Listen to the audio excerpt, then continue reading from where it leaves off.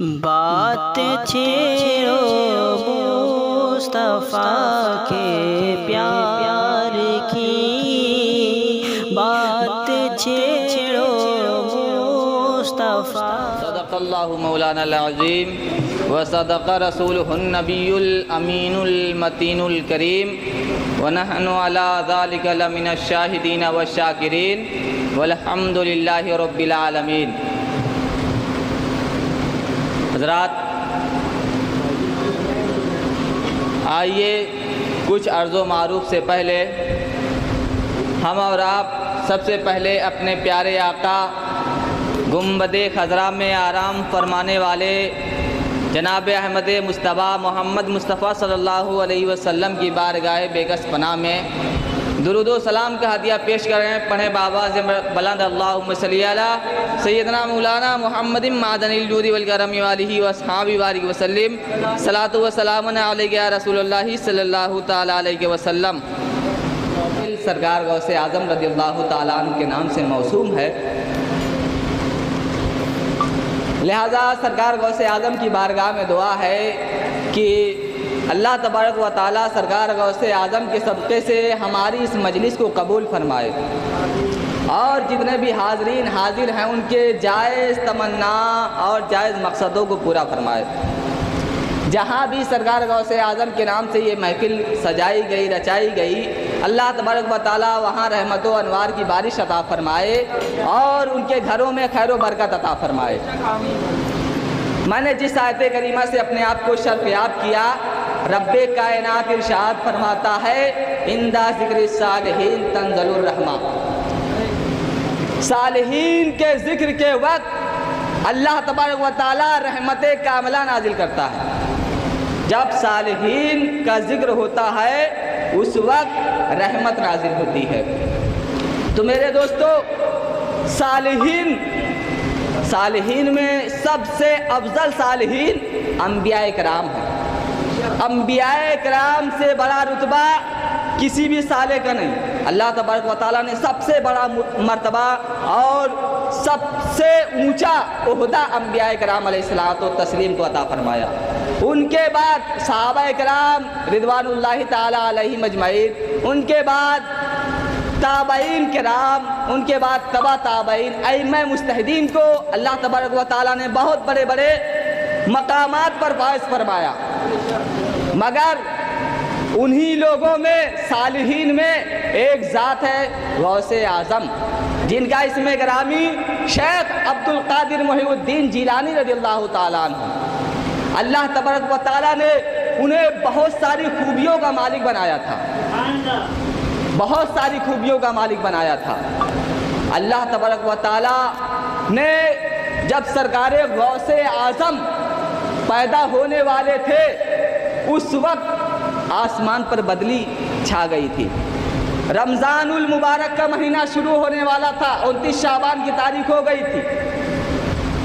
اب بدلی کی وجہ سے چاند نظر نہیں آیا۔ جب 30 تاریخ ہو گئی، لوگوں نے سرکار غوث اعظم کی بارگاہ میں حاضری دی، سرکار غوث اعظم کے گھر میں حاضری دی۔ ان کی والدہ سے پوچھا، یہ بتائیے چاند ہوا یا نہیں؟ آپ تو اشراف ہیں، اشراف کہتے ہیں سید گھرانے کو، آپ تو سید ہیں، آل رسول ہیں، بتائیے چاند ہوا کہ نہیں؟ تو سرکار غوث اعظم کی والدہ فرماتی ہیں، دیکھو میں نے چاند تو نہیں دیکھا، لیکن آج میرا بیٹا عبد القادر جیلانی پیدا ہوا ہے، اور جب سے وہ پیدا ہوا ہے اس نے دودھ نوش نہیں کیا ہے، لہذا اس سے ثابت ہوتا ہے کہ آج چاند کی تاریخ ہو چکی ہے، آج پہلا روزہ ہو چکا ہے۔ سرکار غوث اعظم کو اللہ تبارک و تعالیٰ نے بچپن سے لے کر جوانی تک، جوانی سے لے کر بڑھاپے تک ایسی ایسی کرامتیں رونما کرنے کا اختیار دیا تھا جس کو کسی دوسرے ولی کو اختیار نہیں ملا۔ نعرہ تکبیر، نعرہ رسالت، مجاہد ملت، زندہ باد، مجاہد ملت، زندہ باد، نعرہ تکبیر، اللہ اکبر، نعرہ رسالت۔ یا رسول اللہ۔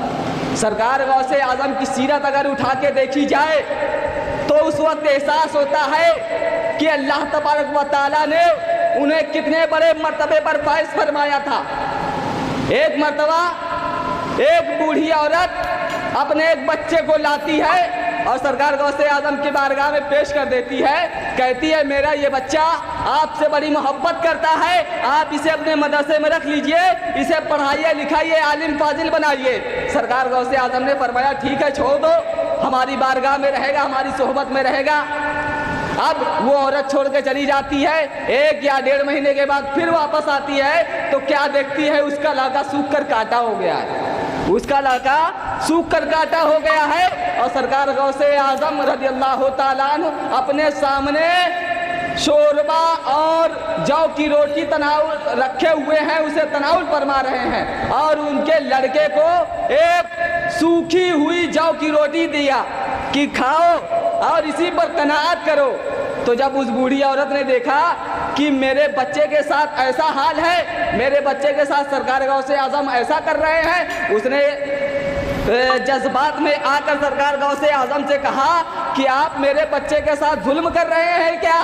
सरकार गौसे आजम ने फरमाया नहीं, मैं किसी के साथ जुल्म नहीं कर रहा हूँ, बल्कि उसे कनाअत की मंजिल सिखा रहा हूँ कि आदमी कनाअत कैसे करता है, सब्र कैसे करता है। अगर तुम्हें देखना है तो जो तुम देख रही हो मेरे सामने मुर्गियों के हड्डी के टुकड़े मौजूद हैं, मेरे सामने मुर्गों के हड्डी के टुकड़े मौजूद हैं, मैं इसे जमा करके तुम्हें दिखाता हूँ कि कनाअत करने के बाद इंसान कहाँ से कहाँ पहुँच जाता है। सरकार गौसे आजम ने उन हड्डियों को जमा फरमाया, जमा फरमाने के बाद ऐलान किया कुम बिइज़्निल्लाह, ऐ मुर्गा तू अल्लाह के हुक्म से खड़ा हो जा। इतना फरमाना था कि सरकार गौसे आजम का ऐलान सुनने के बाद वो मुर्गा अपनी जगह पर खड़ा हुआ और खड़ा होने के बाद उसमें गोश्त पोस्ट आ गए। अब वो बूढ़ी औरत देख के हैरान हो गई, कहा हुजूर ये आपके अंदर अल्लाह तबारक व तआला ने ऐसी पावर अता फरमाई है, आप जिसे चाहें उसे मुर्दा, अगर मुर्दा है तो जिंदगी दे देते हैं, लिहाजा मेरे बेटे के अंदर ऐसा पावर नहीं है। तो सरकार गौसे आजम ने फरमाया ठीक है, लेकिन मैं तुम्हारे बेटे को कनात करना सिखा रहा हूँ, मैं तुम्हारे बेटे को इल्मे दीन हासिल करना सिखा रहा हूँ, ताकि वो जब लोगों के बीच में जाए तो सब्र और सब्र की तलकीन करता रहे, उस वक्त उसे लोगों के सामने खौफ हिरास का सामना न करना पड़े।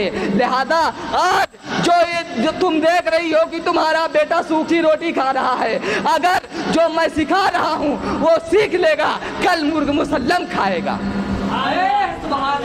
तो सरकार गौसे आजम ने देखा कि एक मुर्गी को किस तरीके से जिंदगी अता फरमाई। सरकार गौसे आजम का इतना बड़ा मर्तबा, सरकार गौसे आजम के मर्तबे को कोई नहीं पहुंच सकता। अगर वो चाहे तो एक मुर्दे को जिंदगी दे देते हैं, अगर कोई चोर उनके दरबार में पहुंच जाए उसे विलायत अता फरमा देते हैं। एक मर्तबा एक शख्स एक चौराहे पर चोरी करने के लिए गया। एक तवील और वसी वाक़या है जो आप लोगों के सामने पेश कर रहा हूँ। वो उस चौराहे पे चोरी करने के लिए गया तो एक शख्स को देखा कि वो चौराहे पे खड़ा है और आके उनको पकड़ लिया, कहा तुम मेरे शेख हो, जबकि वो चौराहे पे जो दूसरा शख्स खड़ा था वो भी चोर था, वो भी चोर था।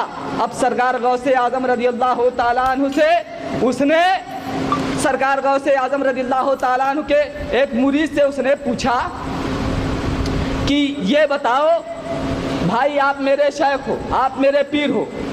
उस आदमी ने कहा कि नहीं भाई मैं खुद चोर हूँ, जिस तरीके से तुम चोरी करने आते हो उस तरीके से मैं भी चोरी करने आया हूँ, लेकिन मैं यहाँ खड़ा होकर कुरान अंदाजी कर रहा हूँ, मुआयना कर रहा हूँ कि किस घर पे हमला करूँ, किस घर पे हमला करूँ। तो उसने कहा नहीं आप मेरे शेख हो, आपको मुझे मुरीद करना होगा, मुझे फला इलाके के बुजुर्ग ने बताया है। तो अब वो आदमी हक्का बक्का रह गया, कहा यार मैं एक चोर आदमी और इस इंसान को कैसे मुरीद कर सकता हूँ। अब उसने कहा इससे दामन छुड़ाना बेहतर है। उसने कहा ठीक है तुम इसी चौराहे पे खड़े रहो, मैं जाता हूँ, 1 घंटे के बाद वापस आऊँगा, तब तुम्हें मुरीद करूँगा। सरकार गौसे आजम के उस मुरीद ने कहा कहा कि तुम अभी यहाँ 1 घंटे खड़े रहो, 1 घंटे बाद मैं आके तुम्हें अपना मुरीद बनाऊंगा। अब वो दामन बचा के चोर भाग गया।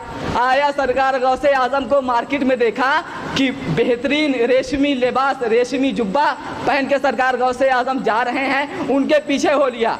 अब वो अपने घर में तशरीफ फरमा हुए तो वो एक किनारे दुबक के बैठ गया।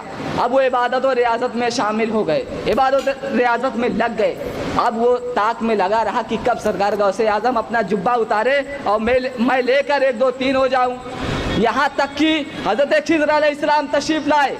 हज़रत खिज़र अलैहिस्सलाम ने सरकार गौसे आजम से फरमाया कि ए गौसे आजम, हमें अभी इसी वक्त एक कुतुब की ज़रूरत है, एक वली अल्लाह की ज़रूरत है। फला इलाके का, फलाने इलाके का कुतुब का इंतकाल हो गया है, लिहाजा वहाँ कुतुब की ज़रूरत है। सरकार गौसे आजम ने फरमाया ठीक है रुको। फिर दोबारा हज़रत खिज़र अलैहिस्सलाम ने फरमाया कि हमें एक कुतुब की ज़रूरत है, आप फ़ौरन इंतज़ाम करिए वरना वहाँ के हालात बिगड़ सकते हैं। अब सरकार गौसे आजम ने लोगों को भटकाना तुम्हारा पुराना काम था, लेकिन अब लोगों को राह दिखाना तुम्हारा नया काम हो गया है। सरकार गौसे आजम के इतना कहने के बाद वो शख्स जाता है, और जब जाता है तो उसी इलाके में जहां अपने एक आदमी को खड़ा करके आया था कि 1 घंटे के बाद आता हूं, 1 हफ्ता बाद जब जाके देखा कि हाँ उसी चौराहे पे वो शख्स उसी तरह खड़ा है, उसको अपने गले से लगाया और कहा तुम मेरे मुरीदे खास हो, सरकार गौसे आजम ने तुम्हें मुरीद करने की मुझे इजाजत अता फरमाई है, लिहाजा उन्होंने मुझे कुतुब बनाया, इस कुतुबियत को मैं तुम्हारे अंदर सर्व करता हूँ। उन्होंने उनको अपना जानशी बना दिया। तो यह है सरकार गौसे आजम का इख्तियार। सरकार गौसे आजम जिसको चाहे जिंदगी देते हैं और जिसको चाहते हैं वली बना देते हैं, जिसको चाहते हैं शफाअत का मुज़्दा सुना देते हैं। अगर कोई सरकार गौसे आजम का धोबी सिर्फ सरकार गौसे आजम करता रहता है तो उसकी सिफारिश भी करते हैं। तो अल्लाह ताला से दुआ है कि अल्लाह तबारक व तआला हमारी इस छोटी सी मजलिस को अपनी बारगाह में कबूल फरमाए और हम सबों की हाज़िरी को कबूल फरमाए। मेरे बोलने में, आपके सुनने में जो गलती हुई हो अल्लाह तबारक व तआला उसे माफ़ फरमाए। व आखिरु दावाना अनिल हम्दुलिल्लाहि रब्बिल आलमीन। अस्तगफिरुल्लाह रब्बी मिन कुल्लि ज़ंबिन व अतूबु इलैह।